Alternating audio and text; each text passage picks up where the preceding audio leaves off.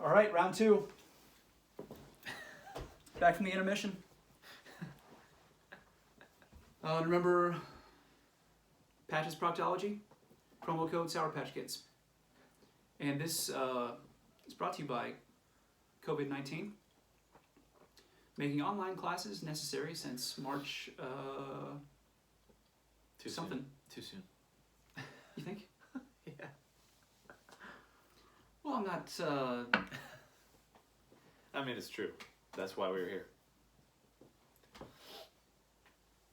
All right. So this one is I think it's a tough one. There are many facets to it. It's a complex issue. Is the best possible way to either change the world's mind about an issue, or for the world to become more aware of an issue through a small group and building on that group, or would it be through going to the government and having government address the issue with changes in policy and whatnot? I mean, that's the question. That's the big question. And I think, well, probably the answers are going to vary from your political perspective. So, I mean, it's possible that it may not be like one, at least I doubt there's one clear-cut correct answer. There's probably, I'd say, truth in both sides. Yeah, I think just looking at the environment specifically, we can look back to late 1960s and the early 1970s. So at that time, there was like the Love Canal disaster. There was this... What's that? There was a meltdown, a nuclear meltdown, I think it was, in this place called Love Canal. It's maybe in New York. I should know more about that, but I don't. But it was a horrible environmental disaster. The Cuyahoga River in Cleveland was catching on fire. We saw a picture of that. Really? And it didn't just happen once. But so the rivers were catching on fire. They were so polluted. There was this famous trash barge that was... Before we go on, let's remind the audience that rivers are typically made of water. And water is usually used to put out fires. So to have a river catch on fire... yeah, I mean, it's hard to imagine that much pollution in a river, but there was that much in it that it was able to catch on fire.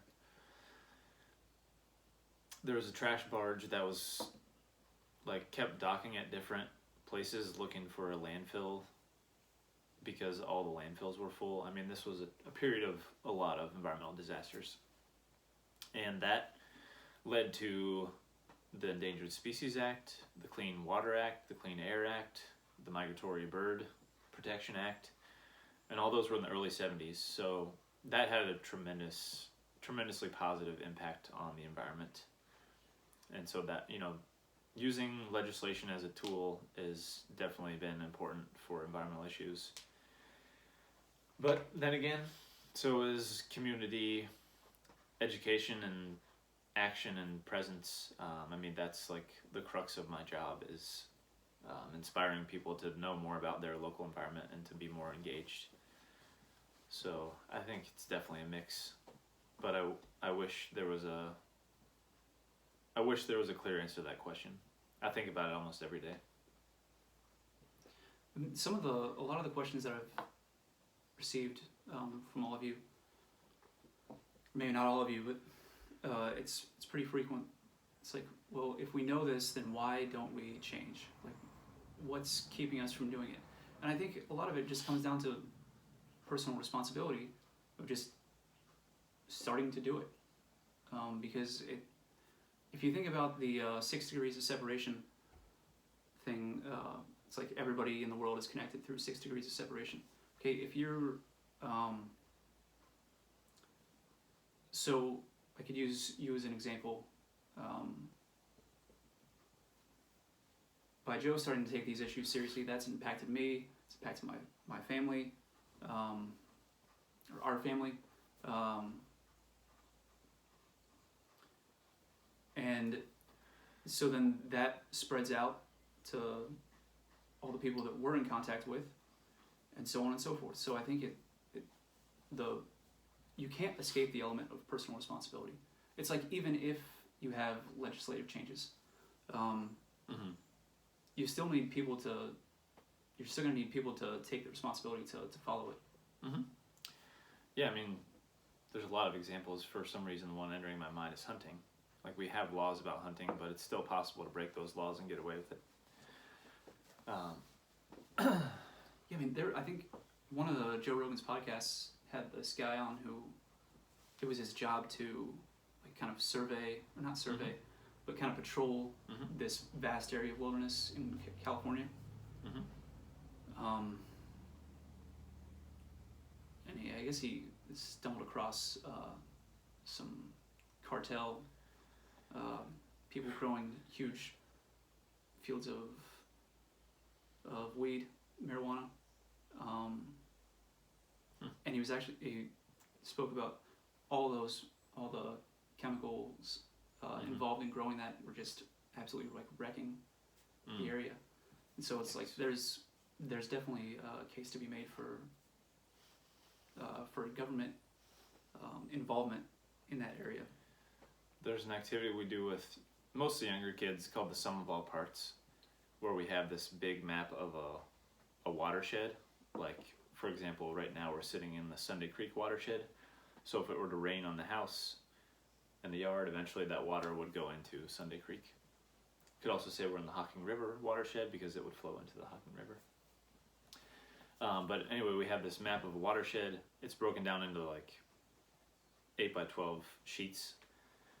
And the kids, we give one to each kid, and we're like, okay, this is your land, like, you know, do whatever you want on this. And so they draw a picture of like a zombie factory or some of them make a zoo, or, you know, whatever they would want to do with their land. What is a zombie factory? I don't know, but it's something to these kids. Do they produce the zombies, or do the zombies work at the factory? I tend to think it was a zombie production factory. So, yeah, the dark side of the zombie industry.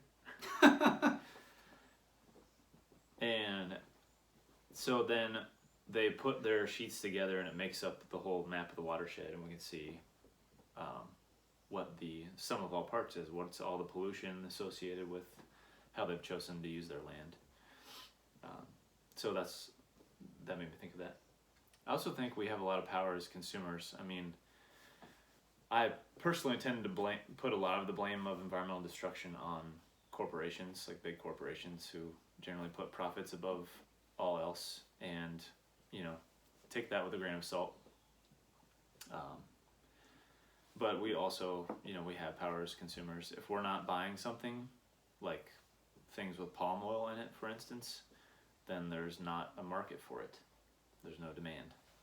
And so, you know, palm oil is like the rainforest is being destroyed to produce it. So that's, you know, we do have a lot of power in the choices we make. But, you know, I think like one of the best things that anyone can do, especially young people, is just get to know your place better. Whether it's your backyard or a forest you like to go to, just get to know it. And I mean, I think that's where it all starts, you know, having a real relationship with the landscape.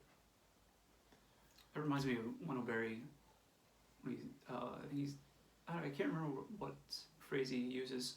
It's like either, I think it's local knowledge, but just actually knowing the land, knowing what places are good to grow what, and not just assuming that, well, you can grow anything anywhere, because all you have to do is just dose it with a bunch of chemical fertilizer. Right, yeah. And there's so much to know. It's exciting. I mean, it's like a never-ending journey. It's wonderful. Never-ending story. I still haven't seen that movie. Yeah, neither have I. I just know it from Stranger Things.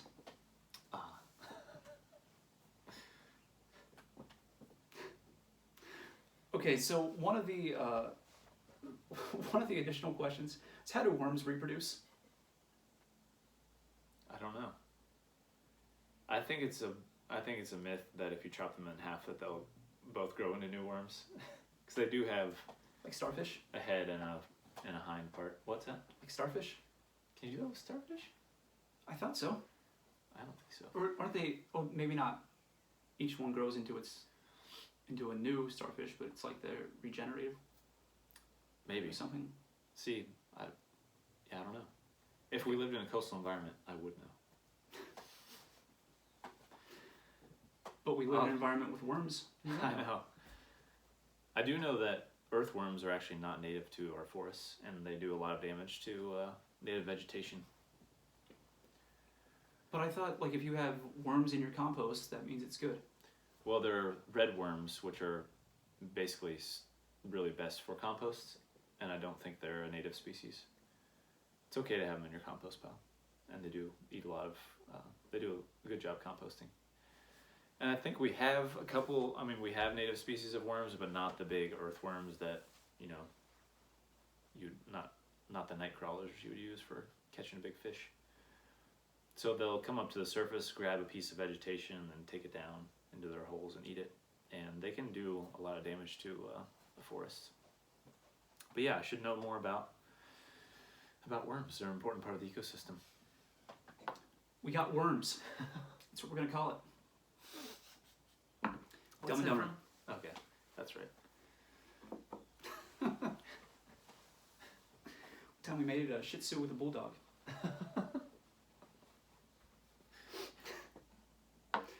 All right, now the big one that I think a lot of people want hear your input on is climate change. Now, some have said that the Earth goes into a cooling cycle every 12,000 years, and I've begun to look into some of the stats myself, and according to the paleoclimatology, like the warmest period was during the Bronze Age. We're actually like significantly cooler than that. When was It's the like- Bronze Age? I think it's 1500 to 1000 BC, and then the temperature dipped a lot during the Middle Ages, which was probably largely responsible for like the widespread famine. But then now we're like back kind of even. So Where'd you get that information? let's see, that was from the World Data Center for Paleoclimatology. I don't want to directly contradict that without looking at it, but the thing that has made climate change most clear to me is that if you look at all the potential variables like sunspots, the 7-year cycle that we go through in our orbit around the sun, all those things, none of them match up with temperature the way that carbon dioxide levels in our atmosphere match up with global temperature. And you can see the last 800,000 years of data. Basically, they sample the bubbles in ice cores in the oldest glaciers in the world. So we've got data going back 800,000 years, and I believe we have the highest CO2 levels that have ever been recorded. And the main source of that carbon dioxide is the burning of fossil fuels, like gas in your car, coal-fired power plants, natural gas. Those fuels that are, it's kind of intuitive if you think about it. Like coal was formed when the Earth was really warm, and there was a lot of carbon dioxide in the atmosphere. So it's like ideal for plant growth. So there's just like amazing plant growth. And the coal is actually fossilized plant material. Same with oil, natural gas. So it makes sense. Isn't that fossil fuels? Like that's what it is. Yeah, exactly. So if you think about now we're bringing all that back into the atmosphere, it makes sense that it would create those same conditions under which they were formed. But yeah, there's a lot of good graphs on the National Oceanic and Atmospheric Association, NOAA.gov. And you can see, the graphs that have all these different variables, but if you look at global CO2 levels and temperature, they're most closely aligned. And those other variables, like, sure they have impacts because there has always been climate change. And Yeah, I mean, the issue is it's not climate change, it's man-caused climate change. yeah, so I mean, I've looked at this a lot, and I believe the evidence is pretty obvious that the climate change we're experiencing now is because of the levels of CO2. I mean, we're above 400 parts per million, which, if you're tracking this, know is a big deal, but I think before the 1800s it was less than 200 parts per million. So, I mean, there's a lab in Hawaii that has been gathering this data for quite a while, and you can just see the chart, the graph looks like that. But with like I've seen the graph with CO2 increase, but it seemed like, okay, if it's starting in year 800, we're not really producing that much CO2 at that time. It's like that's not until The really, Industrial Revolution is really when yeah. these So fossil fuels began. it seems like, I don't know, that there's at least some confusion on my part about that, because it's like, okay, well that's, Mm-hmm. is it, there couldn't have been nearly as much production of CO2 in 1800 as there was now.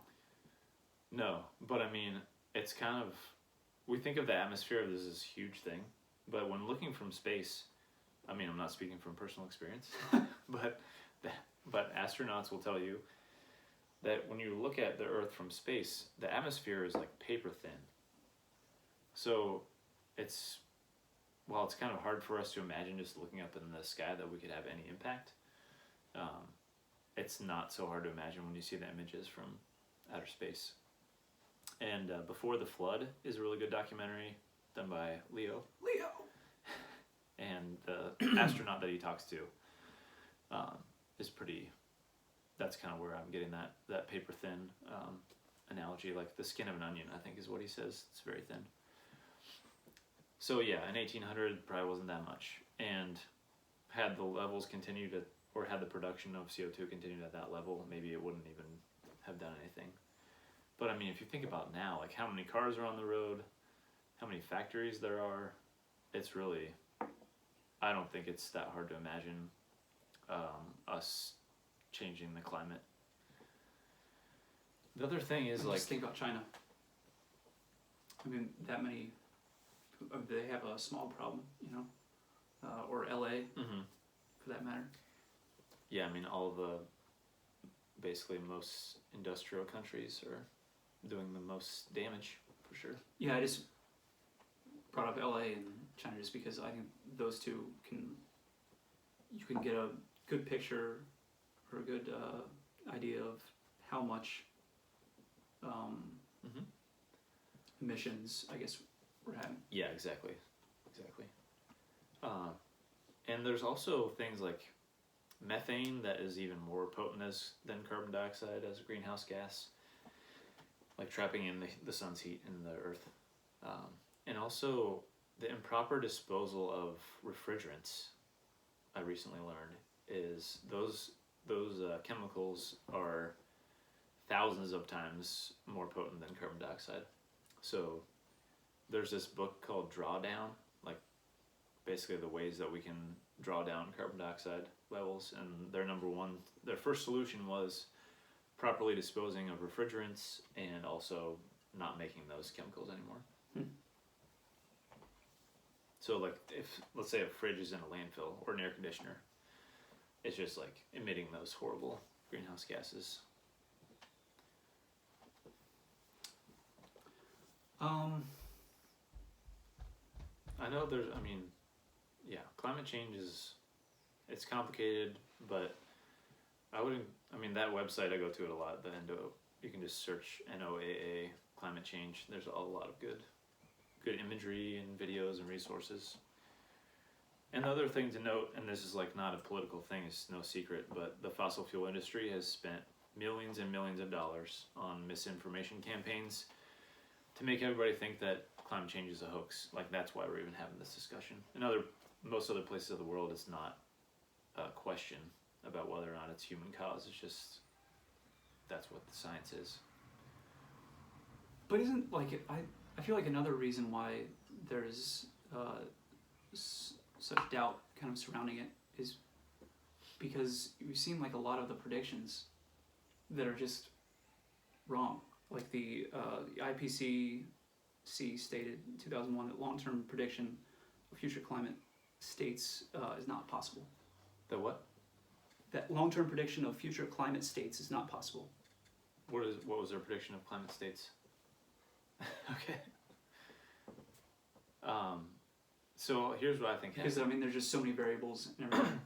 And so, Oh. like, if we're trying to say, okay, here's where we're going to be in 50 years, Mhm. and then, well, we're not. Which IPCC was that? 2001. So that was a long time ago. And there's a lot more updated information. I think back then, especially, scientists didn't want to come off as alarmist, so they were really hesitant to make predictions, especially ones that were like more pointing out the more aggressive possibilities of climate change.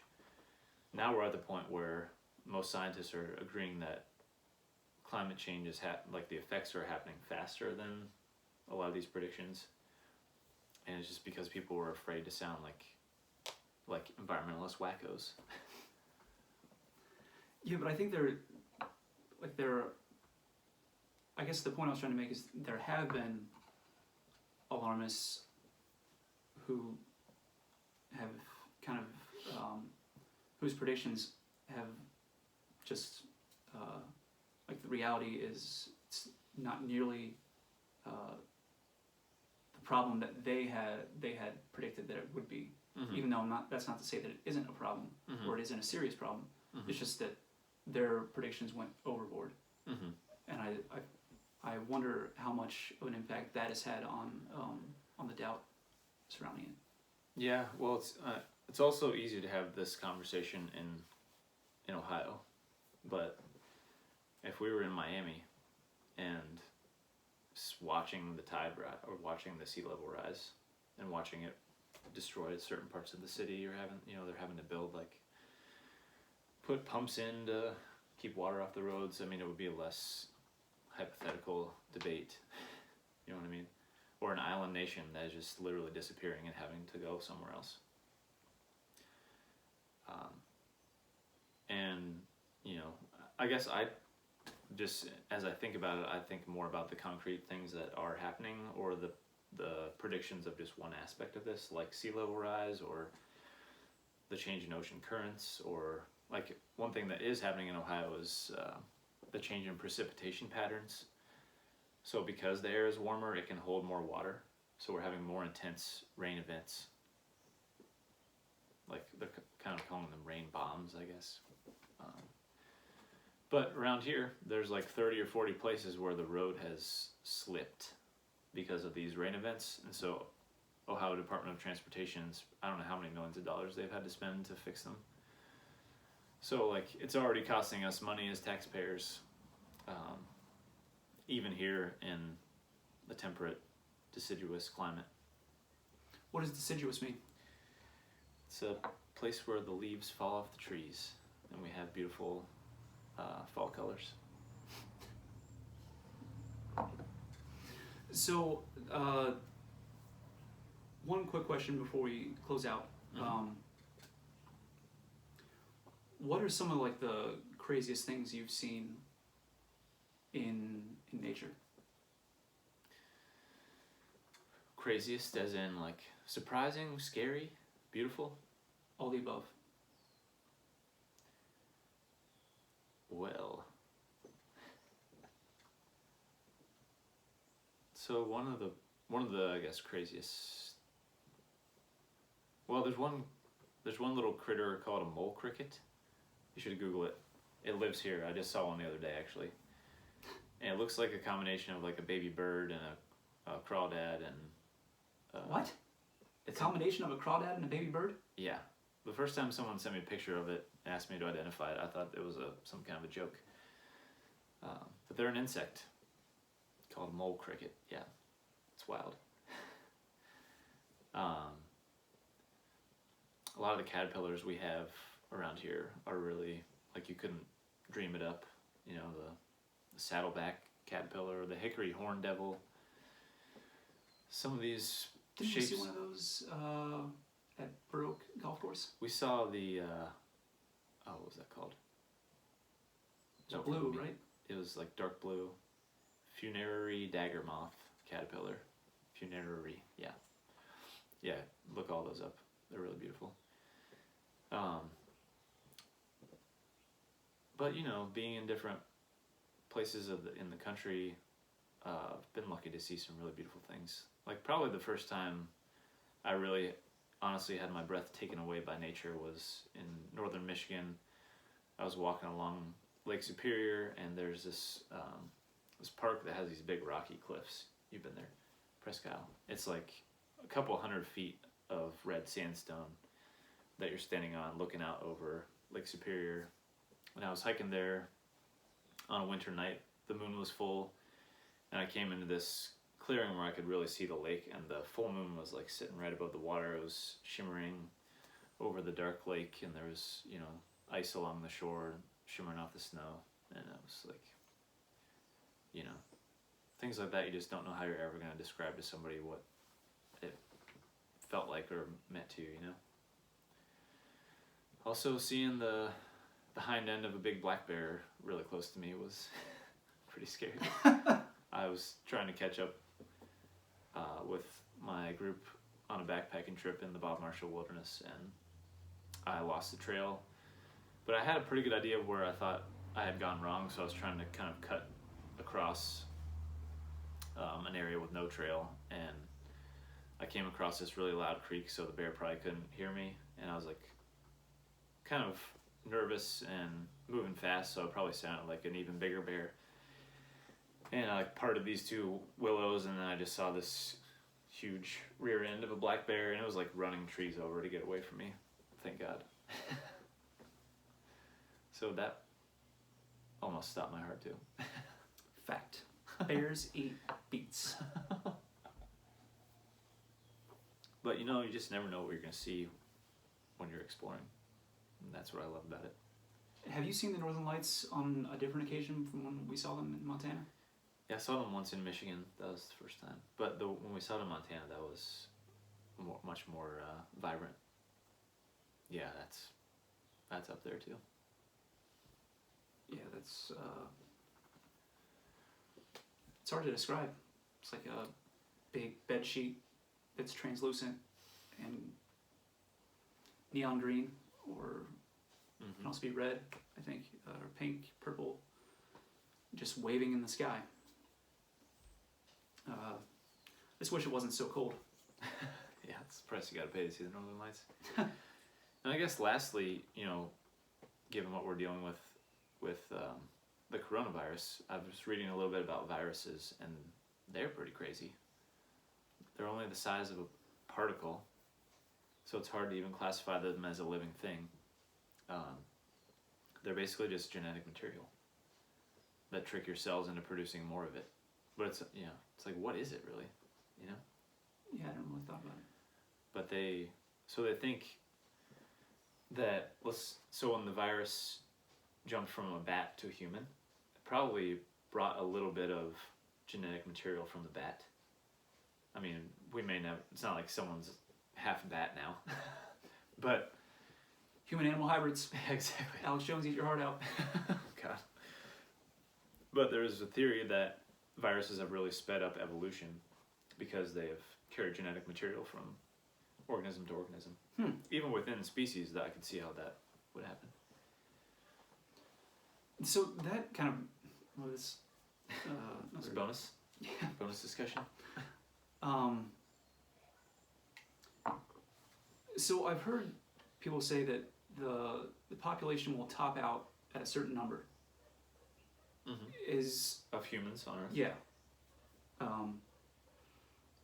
Excuse me. Are viruses one reason why it's gonna, like, it actually, if it's true, it would top out? Like, if you have so many people gathered together viruses are inevitable, and so they're just gonna. It's like putting having an entire school full of kindergartners, put everything in their mouths, and get everybody sick. Yeah, that's definitely one thing, you know, and that's a risk of the way we've set up our agriculture system too, like having a monoculture of miles of corn, miles of soybeans, miles of chickens, pigs. They're very vulnerable to infections, viruses, fungus, pests.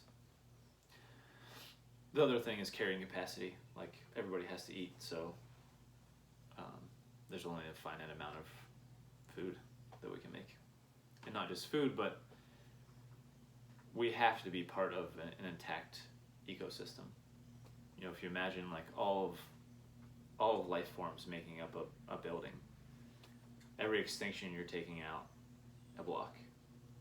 So it's like, how much can we withstand being removed before the whole thing collapses? So that's another, which is like much more of a gray area, you know, way more complicated than just thinking about, do we have enough food?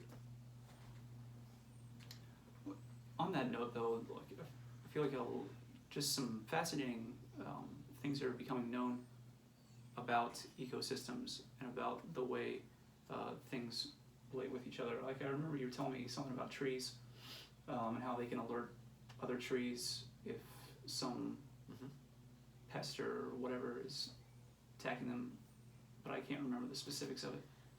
So yeah, like even 20 years ago, this was probably labeled as quack science, but now they've proven that trees communicate with each other, plants communicate with each other, they respond to stimuli, and also they share resources, especially using fungi in the forest. So if you think about a forest, you see the trees, right? But under the ground, there are all these mycelium. It's kind of like the roots of the mushroom, but a lot of them connect, they actually penetrate the tree roots. So they're literally connected. And the trees give the mushrooms sugar that they're making from their leaves. And the fungi give trees essential minerals that they couldn't get otherwise. And so the fungi are kind of running the forests. And they're like, we're more closely related with mushrooms than mushrooms are to plants. That is crazy to think about. Yeah.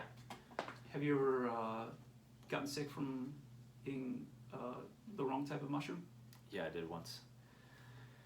Yeah, there's a really delicious mushroom called chanterelle, and it's orange, which I know probably sounds dangerous, but they're easier to find, they're delicious. And years back, a coworker of mine harvested some what she thought were chanterelles, but they probably were false chanterelles. So I ate like 2 bowls of this delicious soup. Then a couple hours later, I just finished a meeting with my boss, and I was like, I gotta go to the bathroom because I didn't feel good, and I barfed my guts out.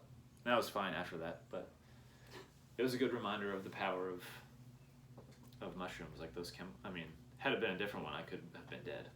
Like there are mushrooms here that will kill you. Well, that's crazy to think that even the wrong mushroom also tasted good. Yeah. Like, does it taste similar? Do you know? I mean, since it was in a soup, it was kind of harder to tell, but yeah, it did. It tasted similar. Yeah, you gotta know what you're doing with mushrooms for sure. Morels are one that's like the most popular. That's kind of hard to find something that's really poisonous. So those are pretty safe. All right. Lastly, I thought it would be good to talk about just a few things that everybody could practically do to help out with caring better for the environment. So do you have any tips or pointers for that? Yeah. Is there anything that you all have talked about in class already?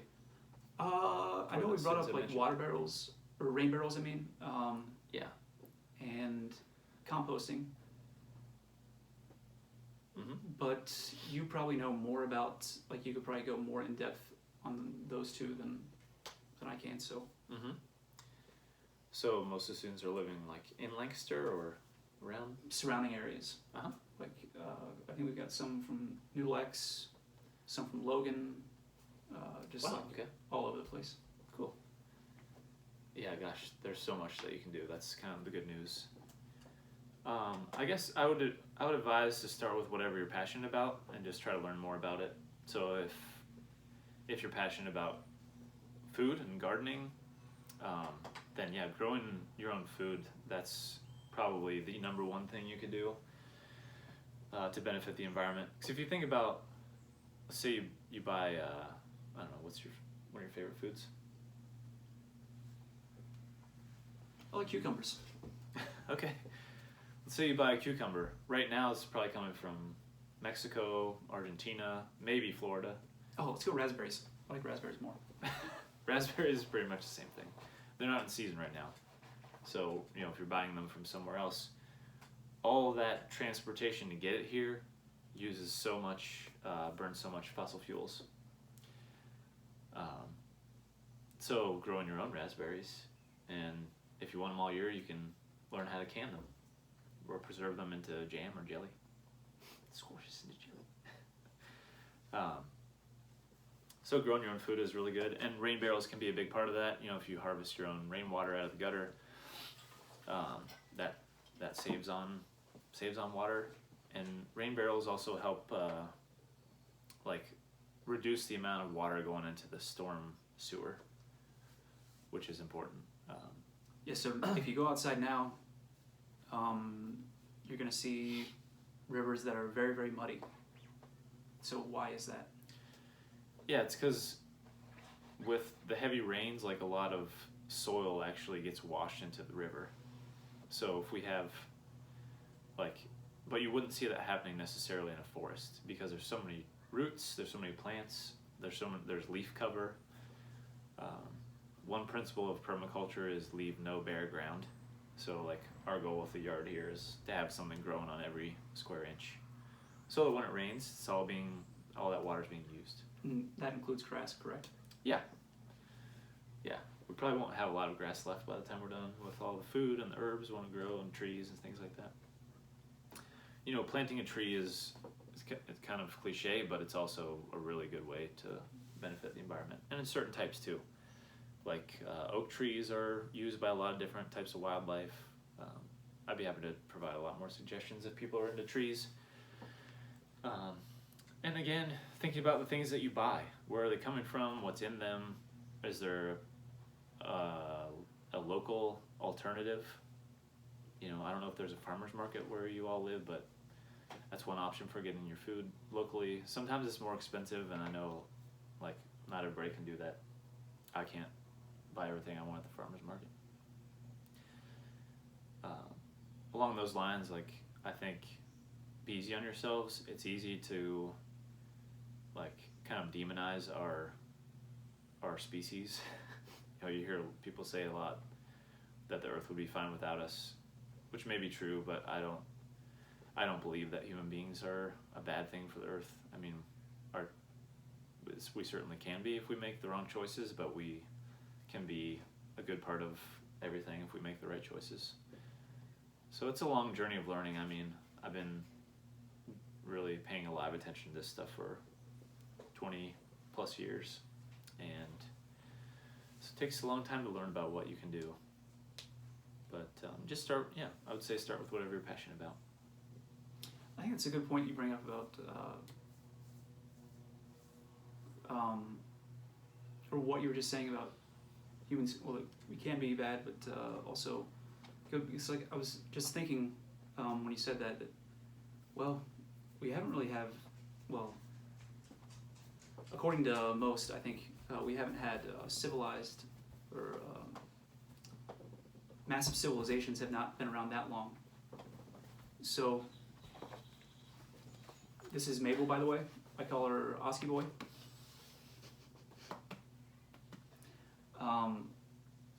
So we're kind of, I think we're still figuring out a lot of this about how, like never before, I don't think have so many people lived in general or this close to each other. And so I think there's a lot of opportunity for learning how this is going to be impacting the environment and all the relations. Says Pope Francis says repeatedly in Laudato Si, everything is connected. And so I think we're waking up to the fact that everything is connected. So I think that brings to light some, or it can definitely bring a positive note to the future. Like, okay, what could we actually do? Mm-hmm. Like this, we could be, we could figure out how to live in a way that protects the planet that we live on, Mm-hmm. while leading joyful lives. Yeah, and there's a lot of tools out there to help you learn about how you're doing, I guess. There's like ecological footprints, and you can do a worksheet that's kind of scores how you're doing on environmental issues in your life. You know, usually the first time people take those, it's easy to be self-loathing, but you know, just use it as a tool. I started, I think, my journey by trying to learn about what indigenous peoples have done and are still doing.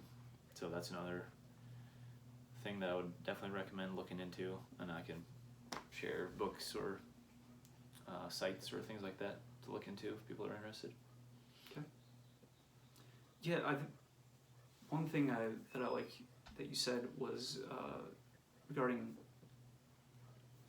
growing your own food, because that, I think one of the key areas that we need to improve in is actually working on our relationship, an active involvement, I guess would probably be a better phrase. Mm-hmm.